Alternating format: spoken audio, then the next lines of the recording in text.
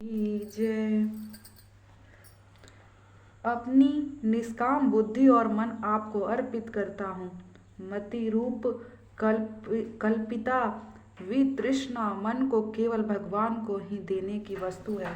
फिर भी जगत में कोई स्त्री का मन देता है तो कोई पुरुष को। भगवान तो कहते हैं कि तुम अपना धन आदि नहीं किंतु मन ही मुझे दे दो। भगवान श्री कृष्ण सोचने लगे कि वयोवृद्धा भीष्म पितामह बहुत ही समझदार है, कितना मीठा बोलते हैं। यह जीव जब ठाकुर जी को कुछ अर्पण करता है तो उन्हें बड़ा संकोच होता है। भगवान आगे सोचते हैं कि युद्ध के समय की भीष्म पितामह की विलक्षण मूर्ति मुझे याद आती है। उनके मुख पर बिखरी लटें घोड़े पर पांव से उखड़ी हुई धूल से मटमैली हो रही थी और मुख पर पसीने की छोटी छोटी बूंदें झलक रही थी। सुंदर कवचधारी कृष्ण के प्रति मेरा शरीर, अंतःकरण और आत्मा समर्पित हो जाए। प्रभु का प्रार्थना करो और मेरे शरीर रथ का आप विराजे। मेरे शरीर रथ का द्वारिकाधीश विराजे हैं, ऐसे भाव मन में करो। मेरे इंद्र रूपी घोड़े प्रकुंज में ना रहे तो प्रभु आप उनको तुम अंकुश कर देना। मेरे धुरा आपके हाथों से रख दी है, मेरी इंद्रियों को वश में रखना। मेरे रथ सकुशल पार करा दो। प्रभु को शरण ग्रहण करने वाले को ही मरण सुधरता है। हे प्रभु, जगत में अपने मेरी प्रतिष्ठा कितनी बढ़ा दी है, मुझे कितना सम्मान दिया है। मेरी प्रतिज्ञा रखने के लिए आपने अपनी प्रतिज्ञा छोड़ दी। स्वनिगम पहाय मत प्रतिज्ञामृत मधिकृत मम। अर्थात श्री कृष्ण ने महाभारत के युद्ध में कोई भी अस्त्र शस्त्र धारण करने की प्रतिज्ञा ना करने की प्रतिज्ञा की थी। भीष्म ने कहा कि मैं गंगा पुत्र हूँ तो ऐसा युद्ध करूँगा कि कृष्ण के अस्त्र शस्त्र धारण करना ही पड़ेगा। मैं उनसे हथियार चलवा कर ही रहूँगा। भीष्म के बाणों से अर्जुन मूर्छित हो गए, फिर भी वे बाण वर्षा करते रहे। कृष्ण ने सोचा कि यदि भीष्म बाण चलाते रहेंगे तो अर्जुन की मृत्यु हो जाएगी, महाअनर्थ होगा। मेरी प्रतिज्ञा चाहे टूट जाए। भगवान रथ से कूद पड़े। सिंह की भांति दहाड़ते हुए वे रथ के चक्र लेते हुए भीष्म के और दौड़ पड़े। भीष्म ने उसी समय कृष्ण को नमस्कार किया और भगवान का जय जयकार किया। भक्तों की प्रतिज्ञा पूरी करने के लिए भगवान अपनी प्रतिज्ञा को भी तोड़ देते हैं। ठाकुर जी की यह भी एक लीला है। भगवान भक्तों का पूरा सम्मान करते हैं। वे मानते हैं कि चाहे मेरी पराजय हो पर भक्त की विजय होनी चाहिए। भीष्म कहते हैं कि मेरी और कृष्ण दोनों की प्रतिज्ञा पूरी हुई। उस समय भगवान को दो रूप में एक साथ देख रहा था। उस स्वरूप रथ पर विराजित था और दूसरा रथ पर कूद कर चक्र लेकर के दौड़ रहा था। अर्जुन मूर्छित होने से घोड़े के रथ को बड़ी गड्ढे में ना गिरा दे, ऐसे सोचकर भगवान का एक स्वरूप रथ संभाल रहा था और उसी रूप में कोई और भी शस्त्र धारण नहीं किया हुआ था। भीष्म अर्थात भयंकर कौन है? मन ही भयंकर है, अतः भीष्म का अर्थ है मन। अर्जुन जीवात्मा है। मन आवेश युक्त होने पर संकल्प विकल्प बहुत करता है। मन ही संकल्प विकल्पता के वानों से बौछार करता है। अतः जीव रूपी अर्जुन घायल होता है और मूर्छित हो जाता है। ईश्वर जब मन को मारने लगे हैं तभी वह अंकुशित होता है। भगवान मन में सुदर्शन चक्र के मारे जाते हैं, तब वही मन शांत हो जाता है। जीवात्मा और परमात्मा की शरण में आता है तो मन वे शांत करते हैं। मन संकल्प विकल्प करना छोड़ देता है तो यह मन आत्मा रूप में तदाकार हो जाता है। तभी जीवन के भी शांति मिलती है। जो स्तुति भीष्म जी ने की थी वह अनुपम है। वह स्तुति कंठस्थ करने योग्य है। इसे भीष्म मत्स्य राज अस्त्रो भी कहा जाता है। इसके बाद भीष्म के उत्तरायण के में देह को छोड़ दिया। भीष्माचार्य भगवत स्वरूप में तदाकार हो रहे थे। वे कृतार्थ हो गए। उत्तरायण में मृत्यु का अर्थ है ज्ञान की अथवा भक्ति की उत्तरावस्था में परिपक्वता तथा उसमें मृत्यु। कोई पाप लोग भी वैसे तो उत्तरायण काल में मरते हैं तो फिर भी उनको सतगति नहीं मिलती है, और कोई योगी जन दक्षिणायन में भी मरते हैं तो फिर भी उन्हें दुर्गति मिल जाती है। दक्षिण दिशा में यमपुरी है, नरक लोक है। यमलोक नरक लोक का अर्थ है अंधकार। जिन्होंने परमात्मा के स्वरूप का ज्ञान नहीं है, जिन्हें परमात्मा का अनुभव नहीं किया है और वे वैसे ही मर जाते हैं, उनकी मृत्यु दक्षिणायन कहलाती है। संतों का जन्म तो हमारी ही भांति साधारण होता है, किंतु उनकी मृत्यु मंगलमय होती है। भीष्म महाज्ञानी थे, फिर भी प्रभु प्रेम में तन्मयता होकर मरे थे। यह बात हमें बताती है कि भक्ति ही श्रेष्ठ है। साधन भक्ति करते करते ही साध भक्ति सिद्ध हो जाती है। जिस मृत्यु के समय में देवगण बाजे बजाते हैं, उनकी मृत्यु कृतार्थ हो जाती है। भीष्म को प्रायण के समय देवों ने ऐसा ही किया था। ऐसे काम जग में करो, जब तुम आए जग में वह हंसा तुम रोए, ऐसी करनी कर चलो तुम हंसा जग रोए। अर्थात मानव जीवन की अंतिम परीक्षा उसकी मृत्यु ही है। जिसके जीवन सुंदर होगा उसकी मृत्यु भी मंगलमय होगी। जिसका मरण बिगड़ा उसका जीवन भी व्यर्थ है। मरण तब सुधरता है जब मानव प्रत्येक क्षण सुधरता चलता है। जिसके समय में मूल्य का भान होता है, विगत संपत्ति फिर समाप्त हो जाती है, किंतु विगत समय फिर कभी समाप्त नहीं मिलती।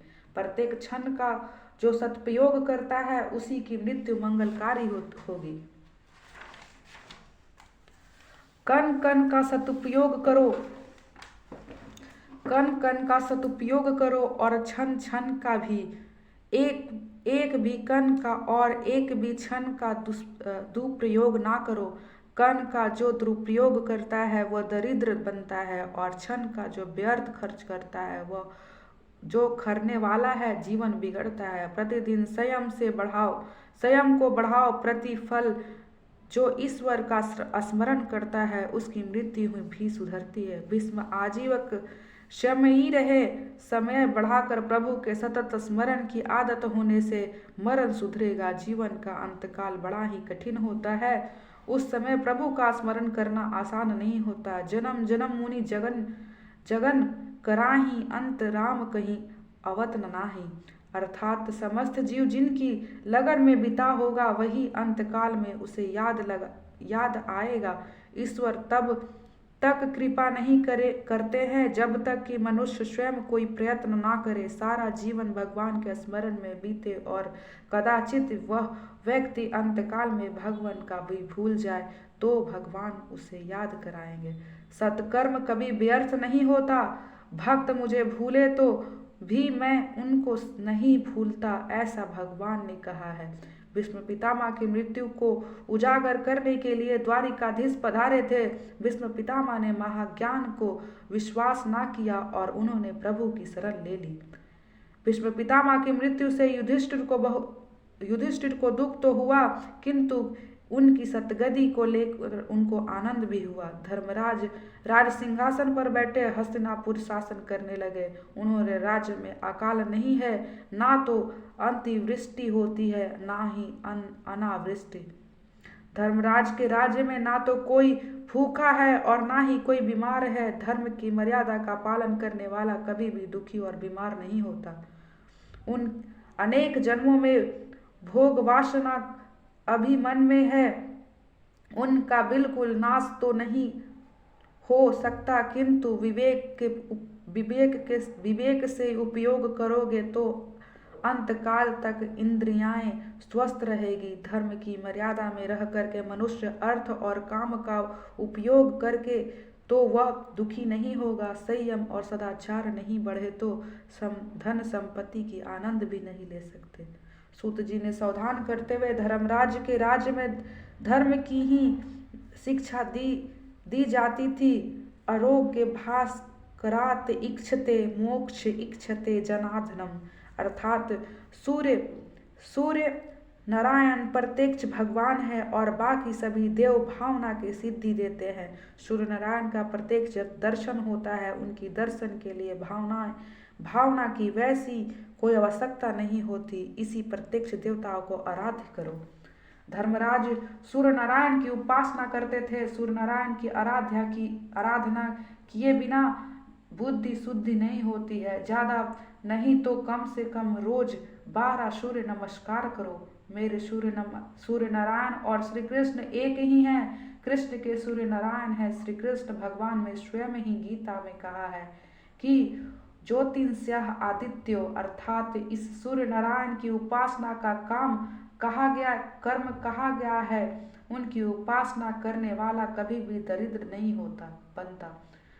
महाभारत के वन के पर्व में एक कथा है। युधिष्ठिर सूर्य नारायण की उपासना करते थे। वन में सूर्य नारायण ने उनको एक अक्षय पात्र दिया। राम को भी सूर्य ने शक्ति दी थी और उसी शक्ति से उन्होंने रावण को मारा था। राम ने भी यही आदर्श सामने रखा कि मैं स्वयं ईश्वर हूँ, फिर भी सूर्य नारायण की उपासना करता हूँ। धर्म के साथ नीति का विवाह अर्थात संबंध ना हो तो तब तक नीति विधवा जैसी होती है और बिना नीति के धर्म विधुर है। अर्थपार्जन वैसे तो धर्म है, परंतु वह धर्म कूलन होना चाहिए। धर्मराज की पवित्र राज्य में किसी के भी घर में कोई कलेश ना था। पुत्र माता पिता की आज्ञा का पालन करता था। उस समय राजा धर्मनिष्ठ होने के कारण प्रजा भी धर्मनिष्ठ थी।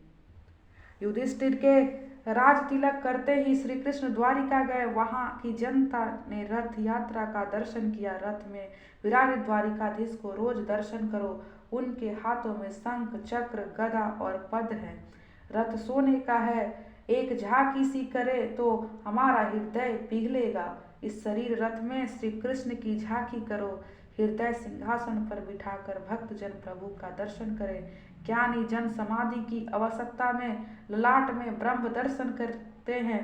द्वारिकाधीश ने द्वारिका में प्रवेश किया।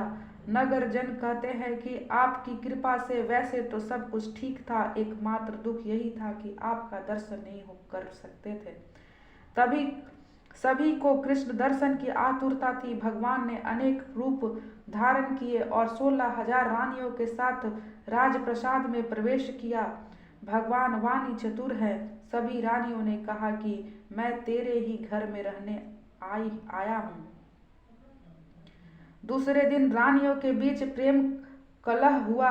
भगवान की यह दिव्य लीला है कि उस समय कामदेव लड़ने आया। रासलीला में कामदेव पराजित हुआ था, फिर भी उसने मन में असंतोष रह गया था कि उस समय तो श्री कृष्ण बालक ही थे। उस समय तो मैं हारा था, पर अब कोई अचरज की बात नहीं थी।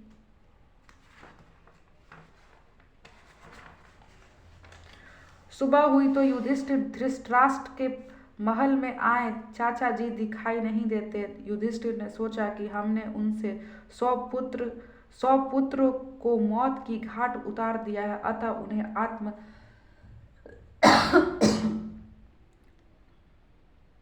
आत्महत्या की ही होगी। जब तक चाचा चाची जी का समाचार ना मिलेगा तब तक मैं पानी भी नहीं पीऊंगा।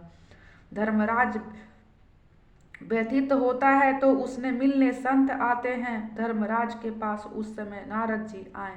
धर्मराज ने उनसे कहा कि मेरे पापों के कारण ही चाचा जी चले गए। वैष्णव वह है जो अपने ही दोष को सोचे, दूसरे के दोष को नहीं। नारद जी ने समझाते हैं कि धृतराष्ट्र को तो सतगति मिलने वाली है, चिंता मत करो। हर एक जीव मृत्यु के अधीन है। जहाँ चाचा जाएंगे वहाँ तुम्हें भी जाना है। आज के 5वें दिन चाचा को सतगति होगी और फिर तुम्हारी बारी आएगी। चाचा के लिए अब रोना नहीं, अब तुम अपना ही सोचो। मृत्यु के ग्रसित व्यक्ति कभी वापस नहीं आता। जीवित अपने ही लिए रोए वह ठीक है, एक ही मृत्यु के पीछे दूसरा रोता है, किंतु रोने वाला यह नहीं समझता कि जो वह वहां गया है उसके पीछे उसे भी जाना है। रोज सोचो कि मुझे अपनी मृत्यु उजागर करनी है। तुम्हारे लिए अब 6 महीना बाकी है, तुम अपनी मृत्यु की सोचो। सूत जी सावधान करते हैं, सया में सोने के बाद अर्थात अंतकाल में आया हुआ शयनपन किए किस काम का वह निरर्थक है। नारद जी ने कहते हैं, तुम्हें मैं भागवत प्रेरणा के सावधान करने के लिए आया हूँ। विदुर जी धृतराष्ट्र को सावधान करने आए थे, मैं तुम्हें सावधान करने आया हूँ। 6 मास के पश्चात कलयुग के प्रारंभ होगा। अब तुम किसी की चिंता ना करो, अब अपनी चिंता करो। युधिष्ठिर ने कई यज्ञ किए। भगवान द्वारिका गए तो साथ में अर्जुन को भी ले गए। प्रभु की इच्छा थी कि यदुकुल का नाश हो तो अच्छा है, और यदुकुल सर्वनाश हो गया। युधिष्ठिर ने भीम से कहा कि नारद जी ने कहा कि वह समय अब आ रहा है, ऐसे लगता है मुझे कलयुग की परछाई दिखाई दे रही है। मेरे राज्य में अधर्म बढ़ रहा है, मंदिर में ठाकुर जी का स्वरूप आनंदमय नहीं दिखता है। सियार और कुत्ते मेरे समक्ष रोते हैं, मैं और क्या करूं। मैं कल घूमने गया था, एक लोहार के पास एक वस्तु देखी। मैंने पूछा कि यह क्या है, तो उसने कहा कि यह तो ताला है। लोगों के घरों से चोरी होने लगी है तो 100 ताले लगाने पड़ते हैं। आज से 6 महीने पहले की बात है, एक वेश्या ने एक ब्राह्मण को एक घर बेचा था। उस घर की बुनियाद में कुछ सोना मिला। ब्राह्मण वह सोना लेकर के सेठ के पास गया। सेठ धर्मराष्ट्र था। उसने कहा कि मैंने तो मकान तुम्हें बेच दिया था, सो उसमें से कुछ भी मिले वह सब तुम्हारा है। ब्राह्मण ने कहा कि उस संपत्ति पर उसका कोई अंगीकार नहीं है, अंगीकार नहीं है। मेरे राज्य में जनता कितनी धर्मनिष्ठ थी। उसी समय मैंने कहा कि 6 महीने से ही इन दोनों के मन की कुशील हो जाएगी। वैसे ही हुआ। कल वे दोनों मेरे पास आए थे और धन पर अपना अपना अधिकार रचता रहे थे, और अपने साथ एक वकील भी लाए थे। लगता है कि मेरे पवित्र राज्य में कली का प्रवेश अब तो हो ही गया है। कली अर्थात कलह का रूप। जिस घर में कृष्ण कीर्तन, कृष्ण की कथा होती है, वहां कली नहीं जा सकता। अर्जुन अब तक आया नहीं था, और भीमसेन तथा धर्मराज वैसी ही बातें कर रहे थे। इतने में अर्जुन भी आ गए। उनके मुख पर तेज और आभास मात्र भी नहीं दिखता था। युधिष्ठिर ने उनसे पूछा कि तेज कहाँ गया। अर्जुन, तूने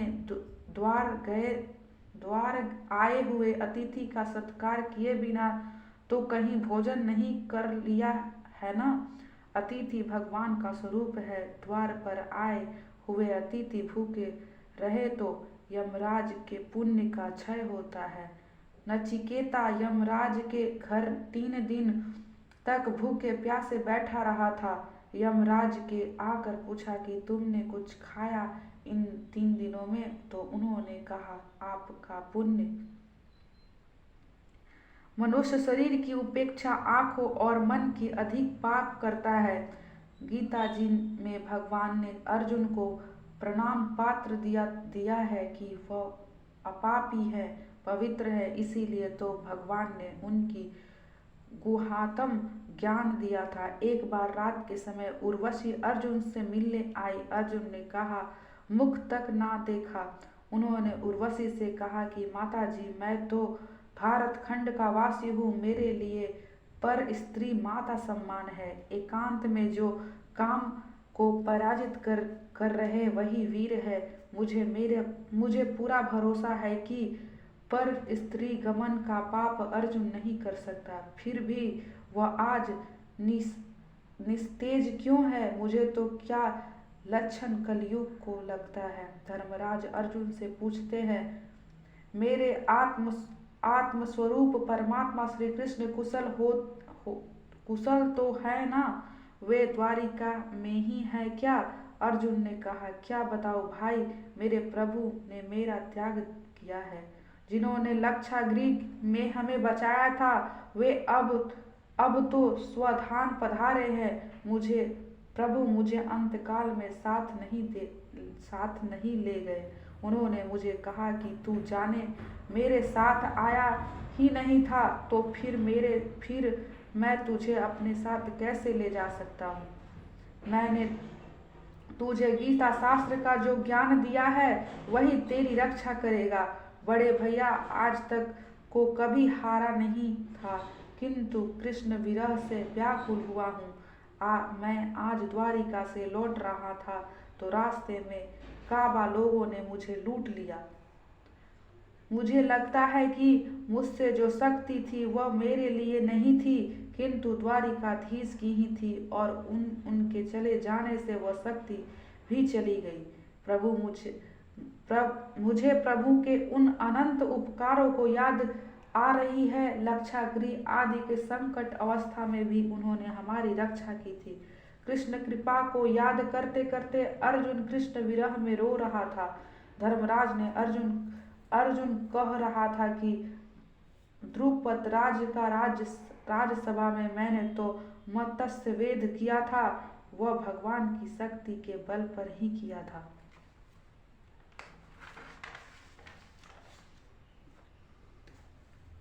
कोई महाराज मत्स्य वेद ना कर सकते थे। कर्ण ने सोचा कि मैं मत्स्य वेद करूंगा। कृष्ण ने सोचा कि कर्ण ने मत्स्य वेद कर दिया तो मेरा अर्जुन रह जाएगा और द्रौपदी कर्ण की हो जाएगी। ऐसे सोचकर ही श्री कृष्ण ने सभा में कर्ण का अपमान करवाया। कृष्ण ने एक दासी को द्रौपदी के पास भेजा। द्रौपदी ने हीन जाति के कर्ण से विवाह करने से इनकार कर दिया। मुझमें तो हिम्मत ही ना थी, किंतु मुझ पर भगवान की कृपा दृष्टि थी जिससे मुझे शक्ति संचार हुआ और मैं उस दिन मत्स्य वेद कर सका। लाक्षागृह के आग में पांडव जलकर मर गए हैं ऐसे मानकर दुर्योधन ने तो उनको श्रद्धा भी कर दिया था। संसार के मन रूपी मत्स्य घूमता फिरता है, उनके विवेक रूपी वाण से मारो। जिसके द्रौपदी मिलती है उसका सारथी भगवान